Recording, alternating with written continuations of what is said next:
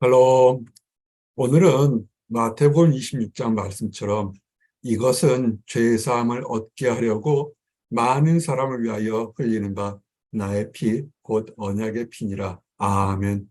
예수님께서 당대 사람과 세상의 많은 사람들을 위해서 피를 흘려서 죄사함과 함께 약속의 언약의 피를 주시겠다고 오늘 말씀을 통합니다. 이런 축복된 자리에 다양한 사람들의 모습을 볼 수 있습니다. 그래서 우리는 어떻게 살까? 다섯 번째 시리즈로 이런 축복의 순간에, 역사적인 순간에 하나님의 뜻을 잘 깨닫는 그런 충성스러운 제자가 되기를 원합니다. 그런데 이렇게 충성스럽게 헌신한 제자들도 있지만 옆에서 가까이 있으면서도 오히려 깨닫지 못하고 그릇되게 생각해서 주님을 배신한 사람들이 있습니다. 그런 사람들을 경계하기 위해서 죄 사함을 주기 위해서 용서하심을 주시기 위해서 우리 주님께서 어떻게 하셨는지를 돌아보며 은혜 받는 시간 되기를 원합니다. 첫 번째, 주님께서 무교절은 뭐냐면 6월절과 함께 하는데 무교절은 이스트가 없는 빵을 먹는 게 무교절이고 이거는 6월절 패스오버와 연관됩니다. 애굽에 종살이 했을 때 하나님께서 많은 것으로 시험하고 또한 기적과 이적을 보면서 바로에게 이스라엘 백성들을 풀어주러 갈 때 바로와 그 신하들이 마음이 완악해서 포로들을 풀어주지 않았습니다. 그때 마지막에 했던 것이 뭐냐면 모든 애굽에 태어난 첫 장자들을 하나님께서 심판하시는 거였습니다. 그럼 잔인하게 모든 사람을 심판하는 것으로 그런 무시무시한 하나님이 아니라 양, 양의 피를 문 지방 좌우에 바친 것을 보면 그것을 보고 넘어가리라. 그 안에 있는 사람들은 누구든지 이스라엘 백성뿐만 아니라 사실은 하나님이 두려워서 피했던 애굽의 사람들까지도 그 징벌에서 피해갔습니다. 즉 하나님께서 심판과 선택을 하셨다는 것을 기념하는 것이 무교절과 유월절 같은 맥락에 있는 것입니다. 이스라엘 백성들은 가장 중요하게 지키는 하나의 절기입니다. 하나님께서 초능력적으로 사람이 할 수 있는 이적을 통해서 400년 동안 종살이하던 애굽에서 종살이하던 이스라엘 백성들을 가나안 땅으로 이끌어내는 역사적인 사건을 기념하는 것입니다. 그래서 예수님 당시에도 2000년, 수천 년이 지난데도 이들은 무교절 첫날에 그들이 그것을 기념하는 거룩한 날을 지내려고 합니다. 근데 이제 문제가 있습니다. 예수님께서는 머무를 처소도 없었고 자기 자신을 위해서 물건을 쌓아놓은 적도 없습니다. 유교절을 지내야 되는데 패스오버를 지내야 되는데 먹을 것과 장소가 없습니다. 그러니까 우리는 다 그렇게 질문할 수밖에 없지요. 어디서 어떻게 무엇을 얻을 수 있을까요? 우리 삶에서 어디서 어떻게 우리의 필요한 것을 얻을 수 있을까요? 라고 할 수 있습니다. 그래서 제자들은 일반 사람들과 다른 것은 누구한테 물었습니까? 예수님에게. 어디서 얻을 수 있을까요? 여러분, 믿음의 시작은 우선 예수님께 어디서 얻을 수 있을까요? 질문부터 시작하는 것입니다. 그랬더니 예수님께서 뭐라 그러냐면 내가 내일 성안 안에 가서 아무에게 여기 어떤 특정한 사람이 있겠죠. 가서 이르면 내 제자들과 내가 함께 유월절을 지키겠다 하면 그대로 하면 장수와 먹을 것을 예비해 놓은 사람이 있을 거다. 참 놀랍게도 예수님을 따라다니던 제자들이 있고 예수님의 소문을 들은 제자들이 있는데 예수님을 따라다니는 제자들은 그래 내가 예수님의 오른팔 왼팔이야. 내가 예수님이 이 땅에 왕으로 오시면 한 자리 할 거야 라는 그런 헛된 생각들을 하고 있을 때 예수님은 제자들과 사람들을 위해서 보이는 제자들도 있지만 보이지 않는 이미 하나님의 거룩한 이게 마지막 만찬이거든요. 사실은 주님께서 십자가를 지기 전 마지막 만찬을 준비한 예비된 제자가 있다는 것입니다. 하나님의 사역은 그렇습니다. 우리가 눈에 보이게 화려한 명성을 가지고 사역하는 사람도 있는가 하면 그분들도 대단하신 거겠죠. 그러나 이름도 없이 무명의 상태로 보이지 않는 것에서 묵묵히 하나님의 길을 전하는 이정표처럼 숨겨진 제자, 무명의 제자들도 다 있습니다. 그 얘기를 들으니까 이 제자들이 가서 중요한 거는 시키는 대로 하였다는 것입니다. 여러분, 무엇을 어디에 어떻게 먹고 살까에 인생의 기본적인 욕구 문제가 될 때 하나님께, 예수님께 물으십시오. 어떻게 할까요? 고 물으십시오. 내가 생각하기에는, 내 주변 환경에는, 내 판단에는 그것은 실수하는 지름길이 속합니다. 예수님이 가라 하면 가고 서라 하면 서십시오. 예수님 뭐라 했습니까? 어느 특정하게 가라고 그랬습니다. 그런데 뭐 돈을 주지도 않고 생각해 보십시오. 12명의 제자와 함께 먹고 마시고 머물려면 물질이 필요하지 않겠습니까? 근데 제자들은 우리 주님께서 가라 하면 이유가 있을 줄 알고 갔습니다. 가서 정말 준비된 제자를 만났고, 그래서 6월절이라는 이스라엘 백성들의 최고의 명절을 맞을 준비를 하고 있는 것입니다. 6월절이 뭐라고 했습니까? 하나님께서 이스라엘 백성에 향한 전무후무한 큰 사역 중에 하나인 것입니다. 그것을 기념하는 것입니다. 근데 이것은 이렇게 무명의 제자들, 그들은 물질도 시간도 마음도 정성도 내 것이라 생각하지 않았습니다. 여러분이 가진 재물을 여러분 거라 생각하십니까? 며칠 전에 한 청년이, 가난한 청년이고 뭐 학생이 무슨 돈이 있겠어요. 그랬더니 거기서 감사 헌금과 함께 11조를 띄워서 목사님 작지만 11조를 드립니다. 깜짝 놀랐어요. 학생이 무슨 돈이 있겠습니까? 필요한 게 많은데. 그거보다는 그 마음이 참으로 감사했습니다. 여기도 보면 누군가는 자기들이 다 필요해요. 요새는 어린아이들도 물질이 필요한 것을 다 압니다. 예수님께서 처음으로 이렇게 예루살렘에 여러 번 공공연하게 또는 비공개적으로 와서 말씀을 전할 때 이제는 본인의 신분을 드러내는 왕으로서 오기 위해서 예언되어 있던 말씀을 그대로 실행되기 위해서 올 때 약속된 예언처럼 나귀와 나귀 새끼, 특별히 나귀 새끼를 타고 들어가는 왕의 역할을 할 때가 되었습니다. 근데 예루살렘에 가까운 감람산에 왔을 때 예수님께서 참 엉뚱한 얘기를 하시죠. 맞은편 마을에 가서 묶여있는 나귀와 나귀 새끼가 있는데 끌고 오라. 지금도 그렇지만 예수님 당시 2000년 전에 돈을 지불하지 않고 주인의 허락을 받지 않고 남의 물건을 취하면 엄청난 그 범죄에 속해서 유대인들은 손을 자르잖아요. 도둑질하는 거에 대해서. 그런 중범죄인데 가서 제자들이 겁을 내죠. 남의 것을 그냥 가져오니까. 그런데 만일 누가 뭐라 하거든 당연하겠죠. 남의 물건을 다른 전혀 모르는 사람이 끌고 가면 어떻겠습니까? 그리고 그 당시에 나귀와 나귀 새끼는 가장 중요한 운송수단이자 그다음에 물질을 얻고 나르는 굉장히 중요한 수단이죠. 지금의 같으면 큰 자동차와 똑같은 거 아니겠습니까? 그러니까 나귀를 풀리니까 그 동네 사람이나 다른 사람들이 당신이 나귀 주인이 아닌데 왜 가져갑니까? 라고 항의하거나 뭐라고 하겠죠. 그럴 때 제자들이 주가 쓰시겠다. 예수님께서 쓰시겠다 하면 그대로 줄 것이다. 여러분이 만약에 집이 있고 자동차가 있고 다른 물질일 때 하나님을 위해 쓰겠다 그러면 여러분 어떻게 했습니까? 아유, 더 드려야죠. 그렇게 삽니까? 교회는 맨날 돈 얘기만 한다고 그렇게 핍박하시겠습니까? 이거는 뭐라고 하기는 참 어렵습니다. 믿음의 분량이겠죠. 그랬더니 이 성경에는 이름도 알려지지 않은 무명의 제자가 나귀와 나귀 새끼, 새끼를 키우는 이유가 뭡니까? 성체된 나귀를 커서 제물로도 또는 노동력으로 쓰려고 했는데 그 준비한 모든 것을 그대로 보내는 것을 보게 됩니다. 참 놀라운 것처럼 성경에 보면 우리는 앞에서 화려하게 그래 내가 주님의 일을 한다고 드러내는 사람도 있지만 성경의 대부분의 사람들은 남겨진 사람들, 무명의 제자들, 하나님과 예수님, 우리 주님만이 알고 있는 거룩한 백성들이 참으로 많다는 것입니다. 그래서 우리가 봉사와 사역할 때 겸손할 수밖에 없습니다. 내가 이만큼 했으니 내가 칭찬을 받을 것이다. 칭찬 받으실 겁니다.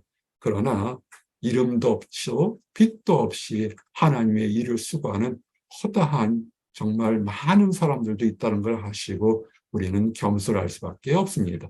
그래서 이 무명의 제자, 여기는 누군지는 알아요. 나중에는 그 제자의 집에서 12명과 예수님께서 있으니까 13명이 들어갈 좀 큰 방이겠죠. 거기서 유월절 만찬을 즐깁니다. 12제자. 특별히 택했죠. 아마 더 따라갔을지도 모르겠습니다. 12제자들이 함께 앉았을 때 그때 예수님께서 슬픈 예언을 합니다. 슬프고 안타깝고 그리고 마지막으로 회개하라 얘기합니다. 12명 중에 너희 중에 한 명이 나를 팔리라. 나를 배신하리라. 우리 주님은 사람의 속마음을 압니다.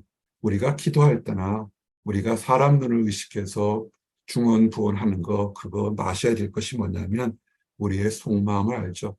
여기서 예수님을 팔 사람은 누군지 아는데 서로들은 얘기 안 하고 있죠. 알지를 못한 것처럼 하고 있죠. 그러니까 제자들이 근심하죠. 왜냐하면 왜 근심했을까요? 두려워한다는 건 뭐냐면 그들이 예수님을 공생애 3년 동안 쫓아다니면서 금방 뭐가 될 줄 아는데 오히려 예수님께서는 이 땅의 사역이 아닌 하늘나라에 대한 얘기를 많이 하면서 이 땅에서 먹고 마시고 평화를 누리는 왕처럼 되는 것이 아니라 복음에 대한 말씀과 하나님 나라 그리고 죄 용서에 대한 얘기를 많이 하니까 어쩌면 일부의 제자들은 의심과 두려움이 있었겠죠. 두려움은 왜 오냐면 의심이 있으면 옵니다. 두려움은 왜가 오냐면 죄가 있으면 옵니다. 두려움은 왜 가냐면 불확실한 지혜가 있기 때문에 그렇습니다. 미래 때에 두려움이 있습니까? 왜 두렵습니까? 하나님께서 인도하실 텐데. 죄 때문에 왜 두려워하십니까? 하나님이 용서하실 텐데요. 확신이 없습니까? 우리의 연약함을 아시고 인도하시는 분이 주님 아십니까? 두려워하지 말라는 말씀이 여기 있습니다. 그들이 두려워서 주님에 대한 확신이 없으니까 주여 나는 아니죠. 모든 사람들이 다들 얘기를 하죠. 그때 예수님께서 한 번 더 얘기를 하죠. 나와 함께 그릇에 손을 넣는 자. 유대인들의 예식법은 떡이나 이것을 함께 떡을 나누게 되죠. 즉 그만큼 친밀한 관계가 있다는 것입니다. 우리 식사 예법은 어떻습니까? 각자 그릇을 물론 큰 찌개 같은 건 나눠 먹죠. 한국 사람들만 하죠. 미국 사람들은 그렇게 안 하죠. 지금 그 터부시 여기는데.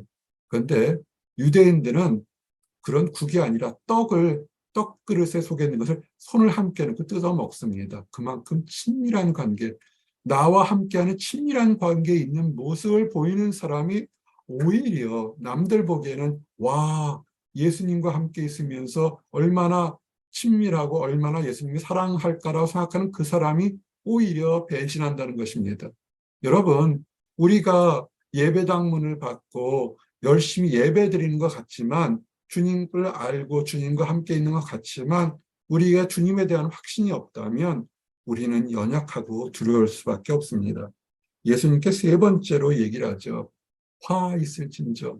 배신하는 것은 그것은 정말 나쁜 일이고 차라리 태어나지 아니한 것 못하다. 저줄까요? 저는 저주라고 생각하지 않습니다. 그만큼 슬프고 안타깝고 어리석은 일이니까 그 못된 생각에서 돌이켜서 회개하라고 마지막까지도 얘기를 하는데 그런데 깨닫지를 못합니다. 사람의 마음이 한번 완악하게 틀어지면 아무리 하나님의 말씀이 천사가 얘기해도 심지어 우리 주님께서 말씀하셔도 오히려 듣지 않고 오히려 간사하게 묻습니다. 유다가 라피어 나는 아니죠. 나는 아니지요라고 물었어도 그것도 괘씸할 텐데 라피어 세상에서 가장 존경하는 표현으로 사랑합니다 스승이여 그런데 나는 아니지요라고 다른 사람들 보게 되면 와 칭찬 안 하고 존경하는 모습을 보였는데 그 마음속에선 못된 생각이 다 들어있죠. 그럴 때 예수님께서 한마디 하죠. 내가 대답하였다.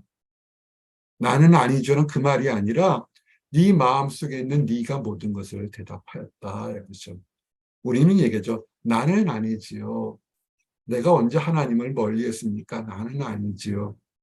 말은 그렇게 하는데 말과 행동이 다르게 되면 문제가 생기죠. 사실은 이 순간 이후에 떡을 받고서는 떠나가 버렸죠. 유다는 예수님을 팔기 위해 떠나가 버렸습니다. 이 주의 만찬은 거룩함을 주기 위한 주의 만찬은 유다는 받지를 못했어요. 그럴 때 유다가 떠나고 나서 예수님께서 가장 의미 있고 모든 교회가 예수님께서 오기 전까지는 성만찬을 보여주십니다. 여기에도 교파가 천주교와 기독교가 좀 갈리는 것이지만 그것은 나중에 성경 공부 시간에 밝혀드리겠습니다. 떡을 가지고 떼어줍니다. 성만찬에 잔을 먼저 먹습니까? 떡을 먼저 먹습니까? 질문인데 성경은 먼저 떡을 먼저 띄고 떡을 띄어서 각 제자들에게 하나하나씩 줍니다. 그러면서 얘기합니다. 이것은 내 몸이라. 너희를 위해서 찢기고 살과 찢기는 내 살이라고 얘기하는 것입니다. 상징을 얘기하죠. 떡을 받는 것은 주님의 살을 받는 것이고 또 잔을 가지시고 기도하시고서는 이 기도가 뭘까요? 이번 주일날 설교할 것처럼 아버지의 뜻대로 하겠다고 순종하는 감사 기도요, 순종의 기도요, 헌신의 기도를 드리고 나서 잔을 줍니다. 포도잔을 주면서 이것은 너희를 위하여 흘리는 나의 피, 포도주가 붓잖아요. 마치 예수님께서 앞으로 당할 고초와 죽음을 상징하면서 그것을 얘기합니다. 피다. 이것을 마시라는 것입니다. 왜? 예수님의 살과 피, 온전한 예수님 자체를 다 가지라는 것입니다. 왜 그러냐면 내가 너희들의 죄 사함을 얻게 하려고 그러는 것이다. 이 포도주처럼 흘리는 포도처럼 붉은 것이 내가 너희들과 모든 세상 사람들의 죄 사함을 주려고 흘리는 대속의 피, 구속의 피니까 이것을 기념하라는 것입니다. 이 놀라운 역사, 가룟 유다는 이것을 보지 못했어요. 그리고 놀라운 얘기하죠. 이제는 예수님께서 이 땅에서 포도주를 마시지 않겠다. 하늘나라에서 하늘의 모든 약속이 돼서 예수님께서 하늘에 가셨다가 이 땅에 제자들을 데려온 그 순간 하늘나라의 새 포도주, 새 언약의 포도주, 새 하늘나라의 포도주를 마실 때까지 이제는 마시지 않겠다 그렇습니다. 그래서 사실 크리스천들이 포도주 잘 안 먹죠. 술을 안 먹죠.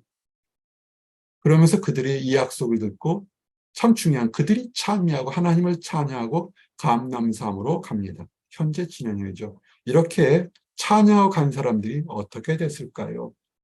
그거는 주일 예배 때 설교하겠습니다. 중요한 거는 이 주의 만찬은 가룟 유다는 예수님을 팔기 위해서 그 중요한 순간에 떠나가 버렸어요. 우리는 오늘 말씀을 정리합니다. 예수님께서 가장 이 잔은 이 포도주는 이것은 모든 사람 흘리는 나의 피라는 거룩한 역사적인 메시지가 선포되는 순간에 자기 이득을 위해서 은 30을 얻기 위해서 스승을 팔기 위해서 생명의 주를 배신하기 위해서 듣지 못하는 것입니다. 누가 축복이 없는 줄 아십니까?